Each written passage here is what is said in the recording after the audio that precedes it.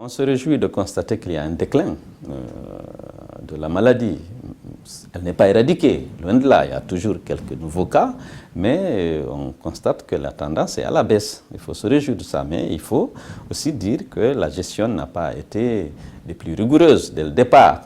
Il y a eu beaucoup de négligence, de laxisme dans la prise en charge de l'épidémie de la part du gouvernement, qui était beaucoup plus préoccupé par l'image du pays pour les investisseurs que par l'éradication de la maladie, dont peut-être qu'ils n'avaient pas mesuré les risques.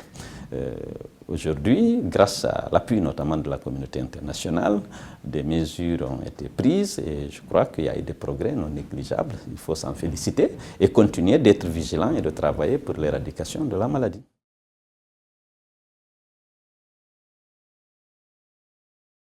Nous voulons l'organisation des élections communales avant la présidentielle. Le gouvernement s'est engagé 2 fois, il ne l'a pas fait. Nous voulons la réforme de la CENI pour que la parité qui constitue l'élément fondamental de la loi portant création de la CENI soit respectée. Nous voulons être associés aux travaux de la CENI pour qu'on sache ce qu'elle fait et comment elle le fait. Et nous voulons qu'il y ait un dialogue permanent.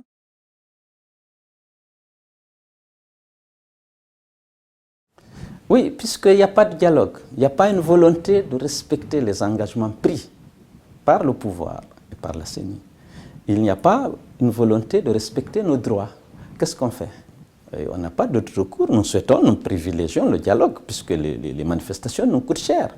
L'UFDG a perdu 57 de ses militants depuis qu'Alpha Condé est au pouvoir. Il n'a jamais voulu ouvrir une quelconque enquête pour déférer devant les tribunaux les criminels qu'il a encouragés en leur garantissant l'impunité.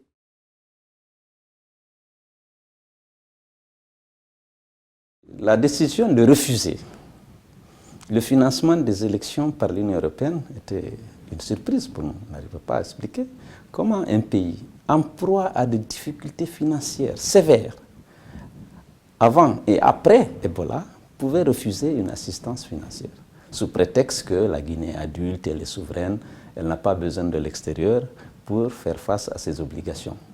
Bon, nous avions compris et nous avions fourni l'explication. C'est parce que M. Alpha Condé veut commettre le crime sans témoin. Il ne voulait pas l'ingérence des partenaires internationaux dans ces élections pour pouvoir organiser une mascarade électorale et se déclarer élu.